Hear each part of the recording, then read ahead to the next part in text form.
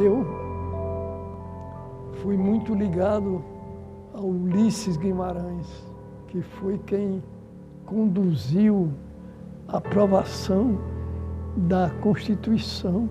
Declaro promulgada o documento da liberdade, da dignidade, da democracia, da justiça social do Brasil. Que Deus nos ajude que isto se cumpra. Ele teve sempre muita consideração por mim e abriu a minha influência na elaboração da Constituição. Basta dizer que eu tive a oportunidade, nesta época, de jurar, fazer o juramento à Constituição em nome do Poder Judiciário. Defender, cumprir a Constituição, observar as leis, promover o bem geral do povo brasileiro, sustentar a união, a integridade e a independência do Brasil.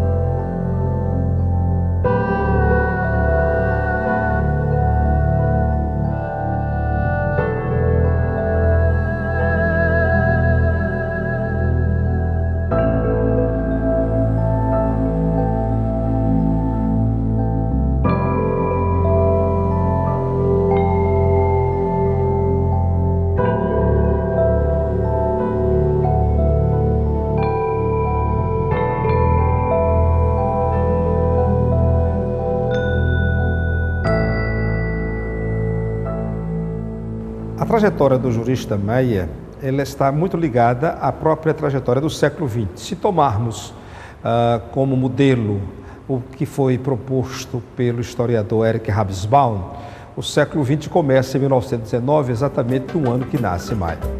E termina o século XX exatamente com a queda do Muro de Berlim, lá no final do século. Então, e é quando ele está à presidência do Supremo Tribunal Federal. Coroa a sua vida com a sua assinatura na Constituição de 1988, dando fim, portanto, a um período que ele viveu plenamente o século XX.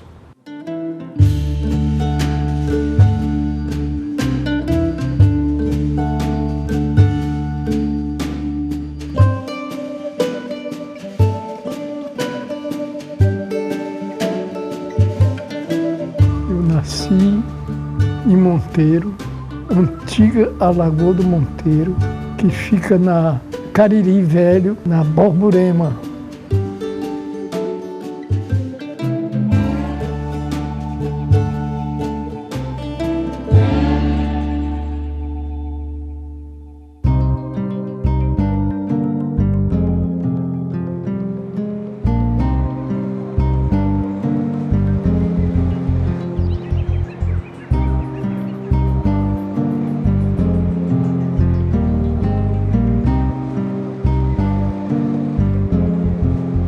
O Recife era mais perto para a gente do que João Pessoa. Vim para estudar. Primeiro eu pegava o trem, uma estação que se chamava Ipanema. Foi o primeiro lugar onde eu tomava o trem, que a gente seguia daí de trem até Pombos, passando por túneis e mais túneis.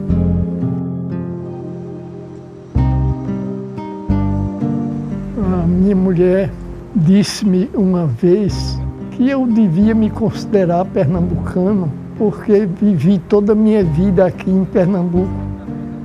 Então eu expliquei a ela que a Paraíba, Monteiro, minha terra, só produzia artigo de exportação. Recife é minha cidade, né? É minha cidade. O que não quer dizer que não valorize as demais. Mas Recife é minha cidade. Eu amo muito. Ele foi sempre um estudioso, pelo histórico que eu conheço dele. Sempre foi um bom aluno, sempre se sobressaiu. Ele foi o orador da turma dele, de formatura, que antigamente tinha formatura do ginásio, não é? Ele foi o orador da turma de bacharel. E ele, apesar de ser meio retraído mas ele sempre teve liderança, né? Ele teve sua formação inicialmente na Paraíba e posteriormente veio a Recife, estudando em 2 colégios diferentes. Eu fui interno no Colégio Salesiano de Recife. Uma vez, o meu pai chegou lá para me internar, porque nesse tempo eu queria estudar, não sei porquê, agronomia. Então, os padres do Salesiano disseram a meu pai, não, mas ele deve estudar direito, que é a vocação dele.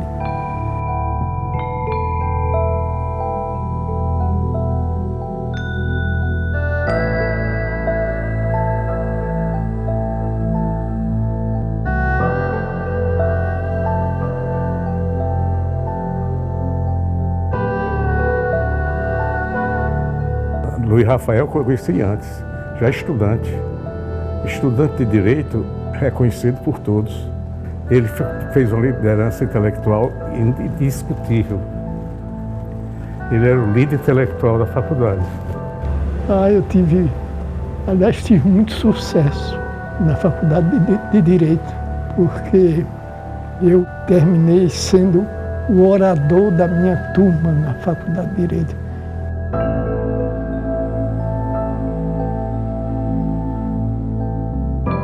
Modéstia à parte, eu sempre fui um grande orador.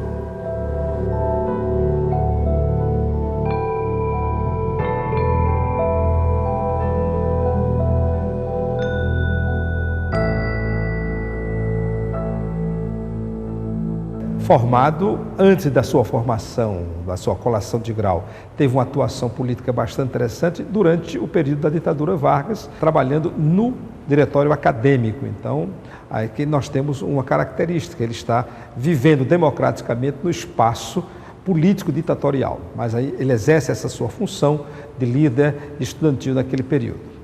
Mais tarde, terminado o curso, ainda durante a ditadura Vargas, ele volta à Paraíba, onde é eleito prefeito de Monteiro.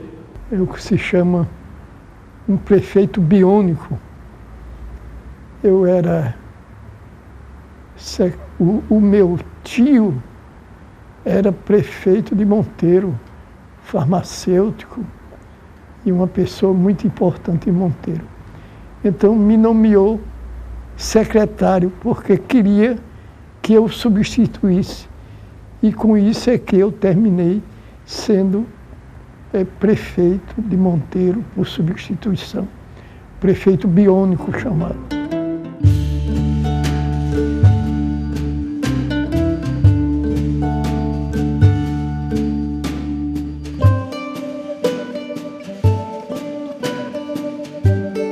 O que é que nós temos nesse período?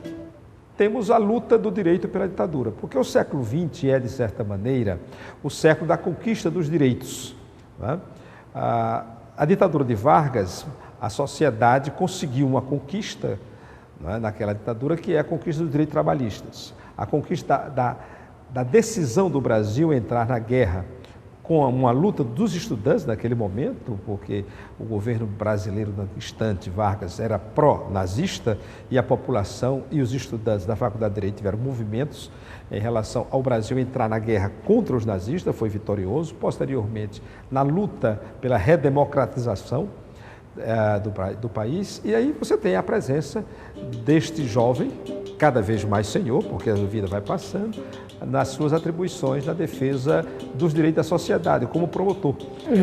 Promotor público. Isso aí eu devo ao desembargador Zé Neves, que foi governador, ou melhor, interventor do estado de Pernambuco durante um certo período.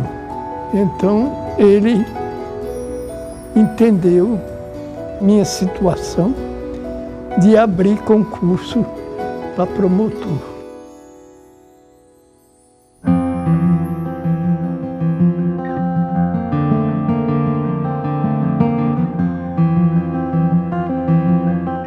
Eu não conhecia o Rafael, né? E papai conhecia, porque papai é desembargador, ele promotor, não é? E ele procurador. Então, eles se conheciam, mas eu não conhecia. Aí quando terminou o concurso, né?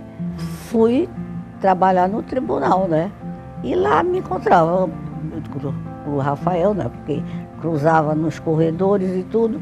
E eu frequentava a biblioteca, vez por outra ia fazer consulta. Ele também sempre gostou de biblioteca. Ela saía do tribunal, mas acompanhada pelo pai, até chegar em casa.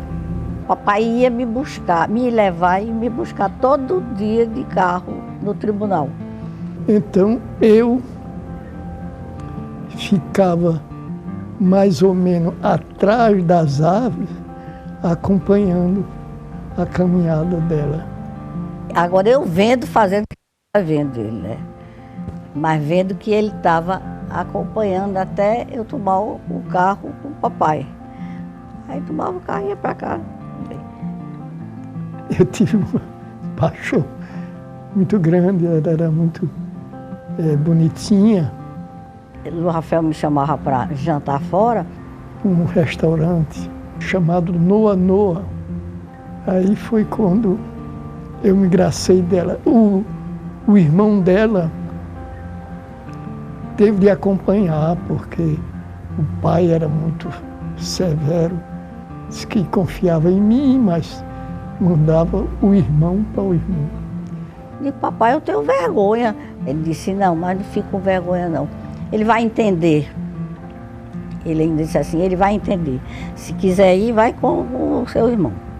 E viemos e foi um jantar muito simpático e tudo, com música e coisa. E acabou o jantar, voltamos para casa e tudo. E Márcio se deitou no assento traseiro do carro. Fez que estava dormindo. E eu na frente com o Rafael. E aí o Rafael conversou, porque era a oportunidade que ele tinha. Estava no Rio. Então, aí se declarou mesmo, dizendo que queria, e isso e coisa. E aí falou tudo. Márcio viu tudinho calado, disse tá. E ele chegou lá e ambientou a história em meu favor.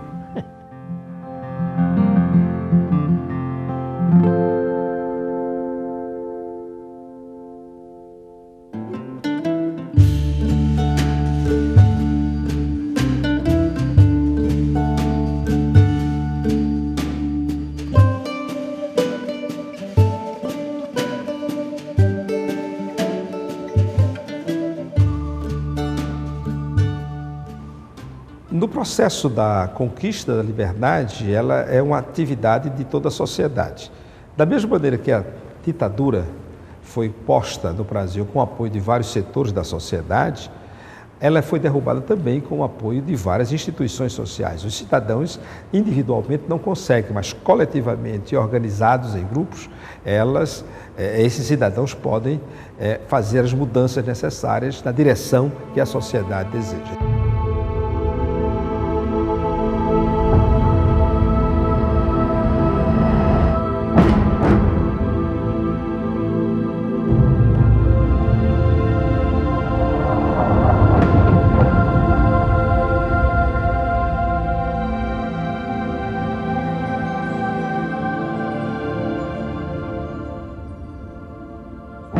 Quando surgiu a ditadura militar, todas as classes se uniram, e a verdade é essa, se uniram contra a ditadura.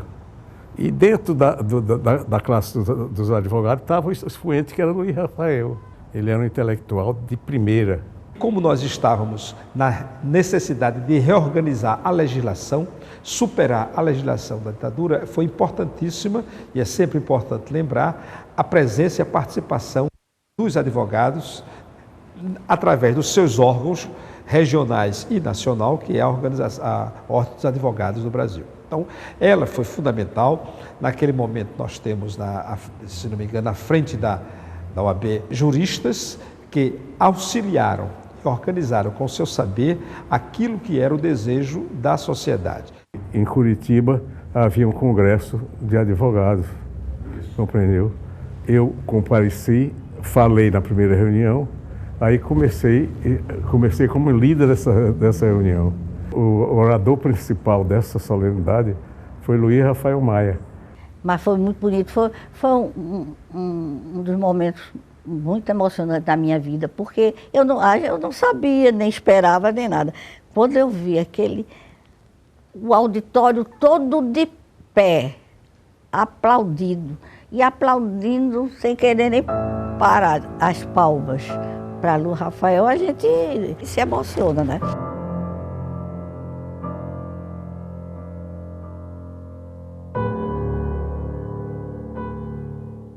Quando deu início à ditadura de 64, ele continua em ação e agora nas qualidades de assessor de justiça de vários governos, ele abre caminho para os direitos dos consumidores. Então, é a sua trajetória, portanto, é uma trajetória que acompanha a sociedade. O Geisel, que me fez consultor geral da República, ele fazia tudo o que ele fazia, era em conjunto com o Golbery. Então, o Golbery me levou à presença dele e o Geisel, então, me perguntou se eu me achava capaz de ser consultor geral da República. Eu disse a ele que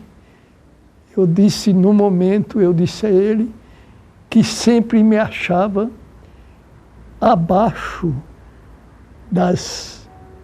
dos deveres do cargo, mas fazia o possível para cumpri-los.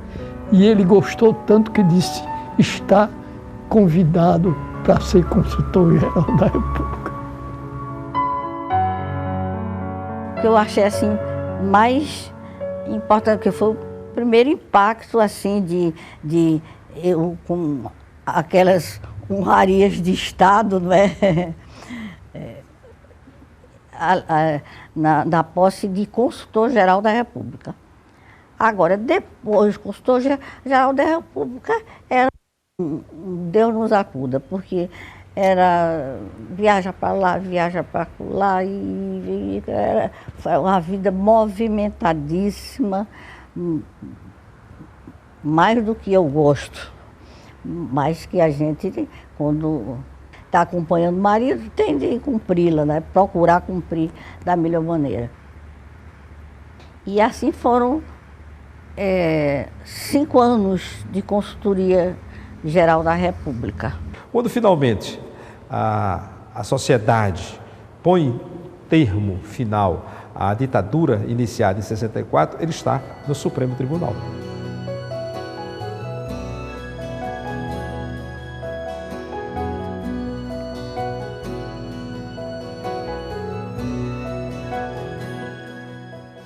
Quando se abriu a vaga no Supremo, que houve até uma reação muito grande dos paulistas, os paulistas queriam que a vaga fosse do ministro Gaúcho. O jornal gosta de fofocar, né? O próximo ministro do Supremo vai ser Moreira Alves ou Luiz Rafael Maia. Moreira Alves, eu dizia: Luiz Rafael, eu já não aguento mais, eu estou doida para voltar para a minha província. E Luiz Rafael, consultor geral, e Moreira Alves foi para o Supremo. Mas pouco tempo depois, morreu um ministro do Supremo. Aí Geisel imediatamente nomeou Luiz Rafael ministro do Supremo.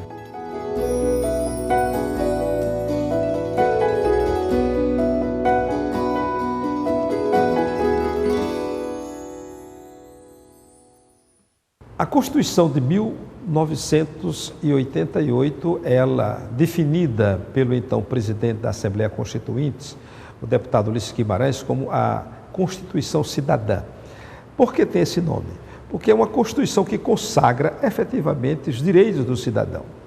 Ela não é centrada no Estado enquanto sim uma instituição de poder sobre a sociedade, mas foi a sociedade que conseguiu, de certa maneira, se impor ao Estado, estabelecendo direitos que antes não eram reconhecidos, seja na educação, seja na família, seja na proteção aos idosos, quer dizer, há uma série de direitos que foram colocados ali que eram vindos das necessidades da sociedade. Então, por isso aqui ela é chamada de Constituição Cidadã, porque ela reconhece os direitos do cidadão.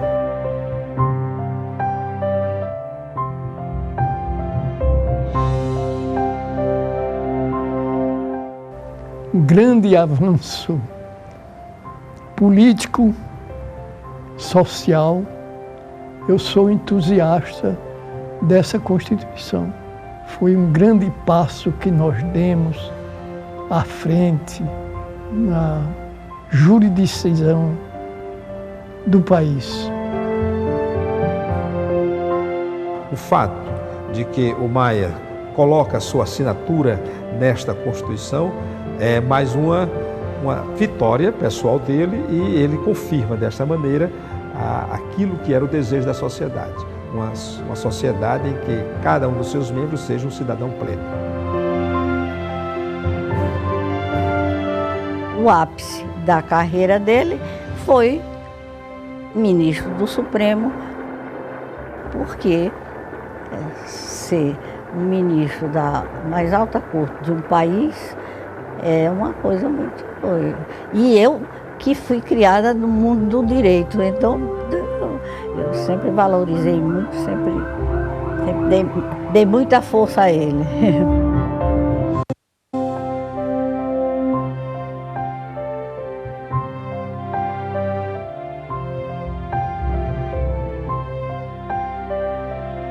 Eu tive a oportunidade de jurar a Constituição em nome do Poder Judiciário.